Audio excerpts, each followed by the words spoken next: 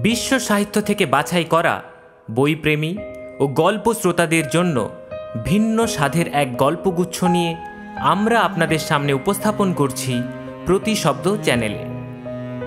সবাইকে স্বাগত জানিয়ে আমরা আপনাদের সামনে নিবেদন করছি হেমেন্দ্র কুমার রায়ের কলমে চিলের ছাতের ঘর। গল্প পাঠে ও প্রধান চরিত্রে আমি গণেশ এবং অন্য চরিত্রে প্রভাত চৌধুরী, আবহ সঙ্গীতে স্নিগ্ধাশিস। আজ আরম্ভ হতে চলেছে চিলের ছাতের ঘর। আমার ছেলেবেলার বন্ধু মানিক। সেবারে মানিক তার বাড়ির আর সকলকার সঙ্গে পশ্চিমে বেড়াতে গিয়েছিল। জায়গাটার নাম না হয় আর বললুম না।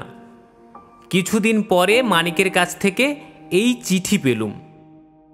ভাই অমল, তোমার জন্য বড় মন কেমন করছে, কারণ এই দেশটা এত সুন্দর যে তোমাকে না দেখালে আমাদের তৃপ্তি হচ্ছে না। যে বাড়িতে আছি সেখানেও চমৎকার। একদিকে ধুধু মাঠ, দুদিকে নিবিড় বনের রেখা এবং আরেকদিকে পাহাড়ের পর পাহাড় ও তাদের কোল দিয়ে নাচতে নাচতে বয়ে যাচ্ছে একটি রূপলী নদী। তুমি আজকেই মোটমাট বেঁধে নিয়ে রওনা হও। আমাদের চিলের ছাতের ঘর থেকে চারিদিকের দৃশ্য খুব স্পষ্ট দেখা যায়। তুমি কবি বলে মা তোমার জন্যে এই ঘরখানি রিজার্ভ করে রেখেছেন। আসতে দেরি হলে জরিমানা দিতে হবে। এখানকার খবর সব ভালো। ইতি, তোমার মানিক। মানিকের মা আমাকে খুব কমপ্লিমেন্ট দিয়েছেন আমি নাকি কবি। বাংলাদেশে কবিতা লিখলেই কবি হওয়া যায় কি না? সুতরাং এত বড় একটা উপাধি লাভের পরেও মানিকের আমন্ত্রণ রক্ষা না করলে একটা অকৃতজ্ঞতার কাজ করা হবে। অতএব মোটমাট বাঁধতে শুরু করলাম। মানিকের বাড়িতে এসে উঠেছি। বাড়িখানি পুরনো হলেও প্রাসাদের মতন প্রকাণ্ড এবং দেখতেও পরম সুন্দর। চারিদিকে উঁচু পাঁচিল দিয়ে ঘেরা মস্ত এক বাগানের ভিতরে দাঁড়িয়ে সেই উঁচু বাড়িখানা প্রত্যেক পথিকেরই দৃষ্টি আকর্ষণ করে। এদিক ওদিকে কৌতূহলী দৃষ্টি নিক্ষেপ করতে করতে প্রথম যখন অমলের সঙ্গে বাগানের পথ দিয়ে বাড়ির দিকে অগ্রসর হলুম, হঠাৎ একদিকে আমার চোখ পড়ল। বিলাতি পাম গাছ দিয়ে ঘেরা এক টুকরো জমির ভিতরে ছোট একটা স্মৃতিস্তম্ভের মতো কি একটা দাঁড়িয়ে রয়েছে। বললুম, ওটা কি মানিক? মানিক বললে, কবর। কবর? হ্যাঁ, এই বাড়িখানা আগে এক সাহেবের ছিল। তার মেয়ে মারা গেলে পর তাকে এইখানেই কবর দেওয়া হয়। এমন সময় মানিকের কুকুর লিলি মনিবের সাড়া পেয়ে সেইখানে এসে হাজির হলো। তারপরেই রেগে গড়গড় করতে লাগলো। দেখলুম সে কবরের দিকে তাকিয়ে গর্জন করছে, কিন্তু কবরের দিকে তাকিয়ে আমি তো কিছুই দেখতে পেলুম না। বললুম, মানিক, তোমার কুকুর কি দেখে খেপে গেল? জানি না, লিলি ওই কবরটাকে দেখলেই খেপে যায়, যেন সে হাওয়ার সঙ্গে লড়াই করতে চায়। না মানিক, ও তো লড়াই করতে চায় বলে মনে হচ্ছে না। ওকে দেখলে মনে হয় ও যেন মহাভয়ে পাগল হয়ে গেছে। মানিক হেসে বললে, আরে যাতে আর নামে বিলেতি হলো। লিলি আমাদের কাছে এসে হিন্দু ধর্ম অবলম্বন করেছে। হিন্দুর বাড়িতে খ্রিস্টানের কবর ও বোধহয় পছন্দ করে না। কিন্তু ও কথা এখন থাক, চলো তোমাকে তোমার ঘরে নিয়ে যাই। বাড়ির ভিতরে ঢুকলাম। যেমন প্রকাণ্ড বাড়ি তেমনি মস্ত মস্ত ঘর। সেসব ঘরের অবস্থা এখন ভালো নয়। কোথাও চুনবালি খসে পড়েছে, কোথাও মেঝে ছেঁদা করে ইঁদুরেরা বড় বড় গর্ত বানিয়েছে, কোথাও কড়িকাঠ থেকে বাদুড়েরা দলে দলে ঝুলছে। মানিক বললে, এ বাড়িখানা অনেক দিন খালি পড়েছিল। এই মেরুয়াদের দেশে কুসংস্কার বড় বেশি। বোধহয় এই কবরের ভয়েই এই বাড়িখানা এতদিন কেউ ভাড়া নিতে চায়নি। আমি বললুম, বসত বাড়িতে আমিও কবর টবর পছন্দ করি না।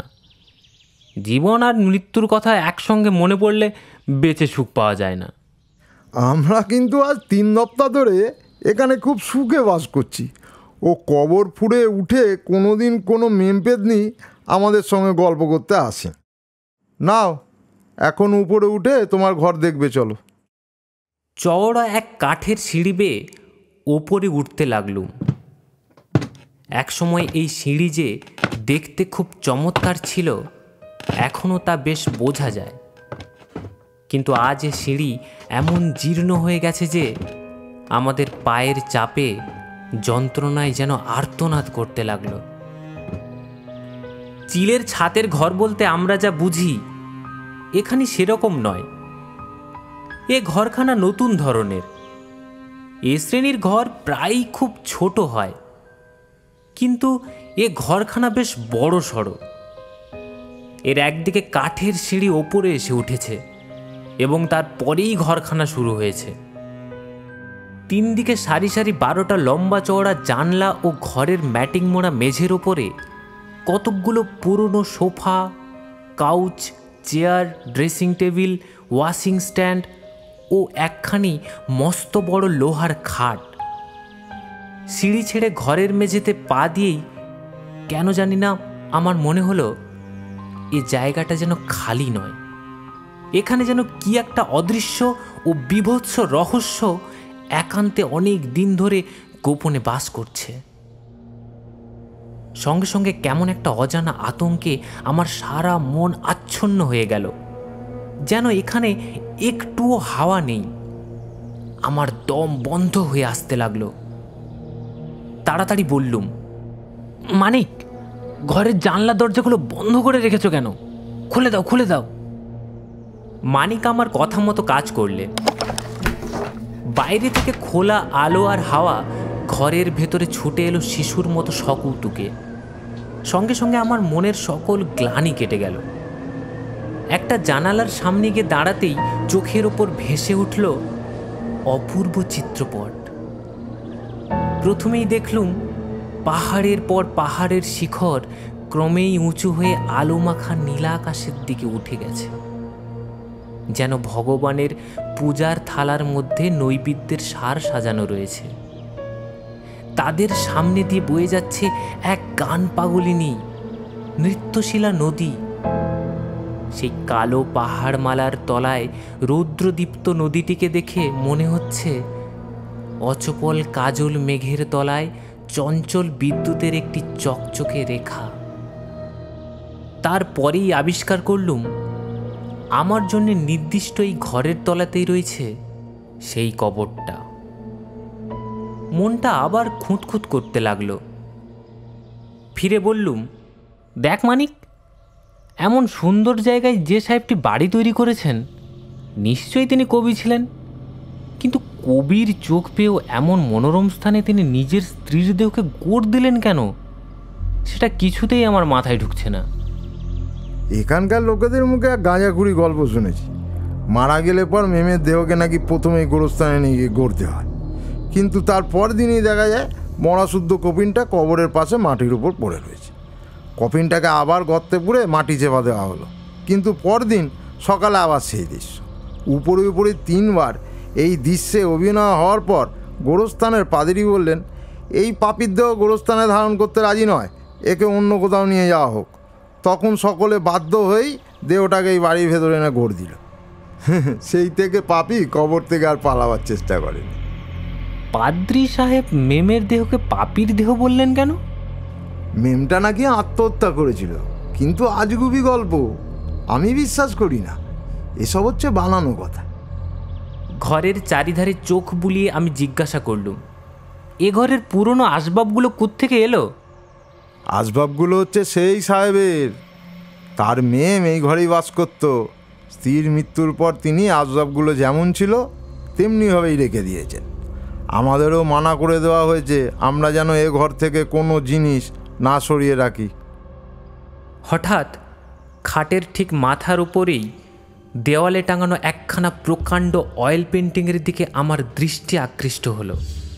স্ত্রীলোকের ছবি। আসলে মানুষের দেহ যত বড় হয়, সেই আঁকা ছবির দেহটিও তার চেয়ে ছোট নয়। শুধালুম, ওটা কার ছবি মানিক?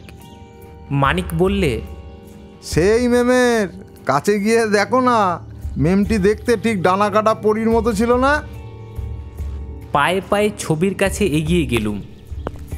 পটে আঁকা আছে এক বুড়ির চেহারা।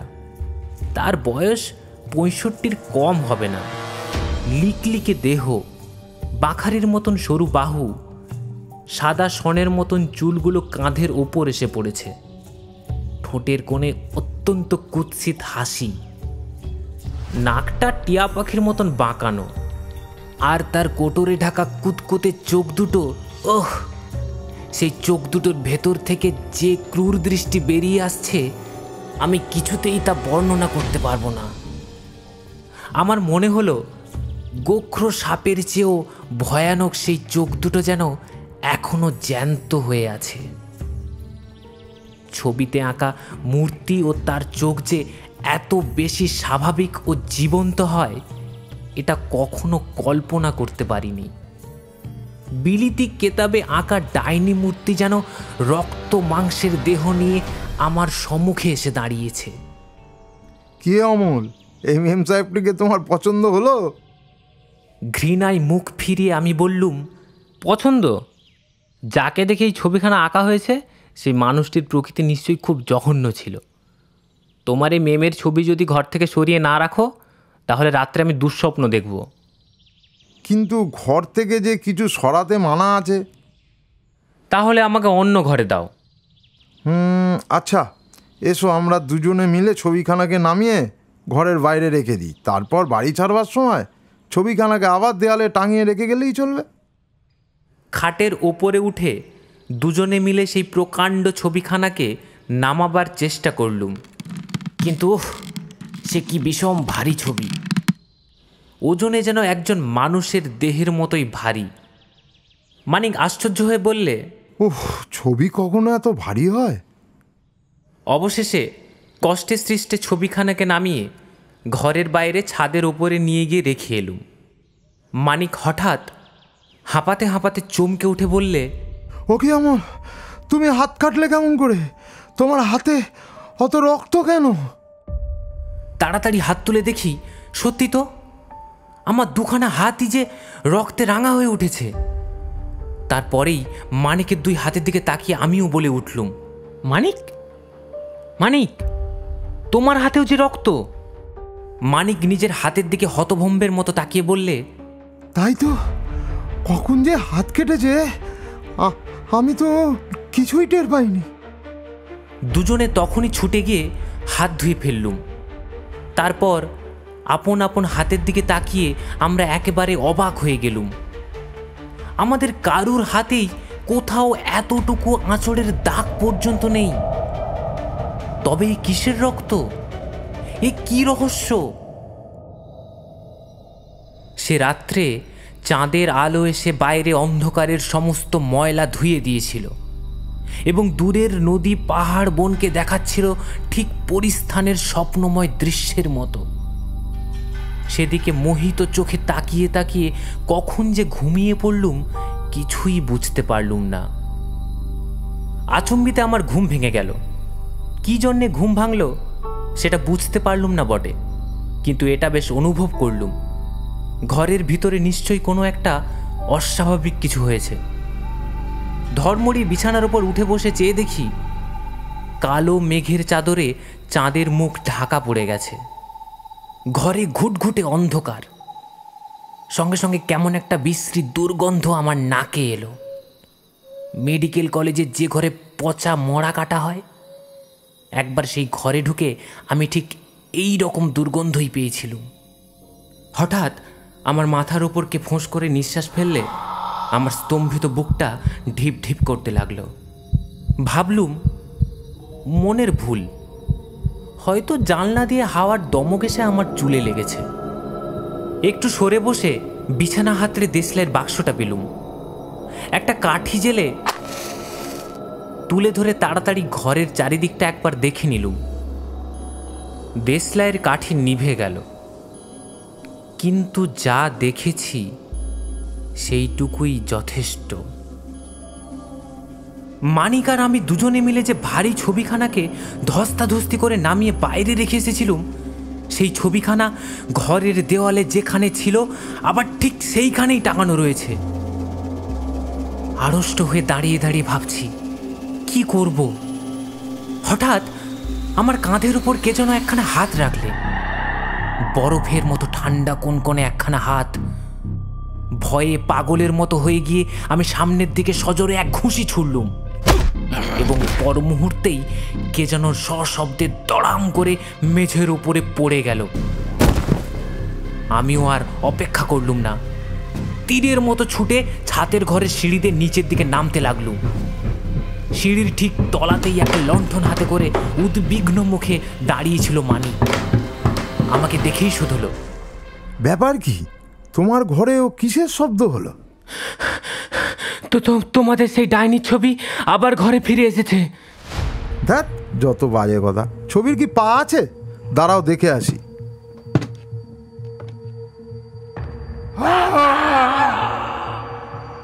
তারপরেই শুনলুম মানিকের উচ্চ আর্তনাদ এবং দেখলুম সে একসঙ্গে 3-4টে সিঁড়ি টপকে নিচে নেমে আসছে। আকুল স্বরে সে বললে, ঘরের ভিতরে পচা মরার গন্ধ, আর ঘরের মেঝেতে উপুর হয়ে পড়ে আছে একটা বুড়ির পচা আর গলা মরা। হঠাৎ আমার নিজের গায়ের দিকে নজর পড়ল। আমার কাঁধের উপর থেকে একটা রক্তের ধারা গা বয়ে নেমে আসছে। এই কাঁধেই সেই বরফের মতো ঠান্ডা হাতের স্পর্শ পেয়েছিলুম।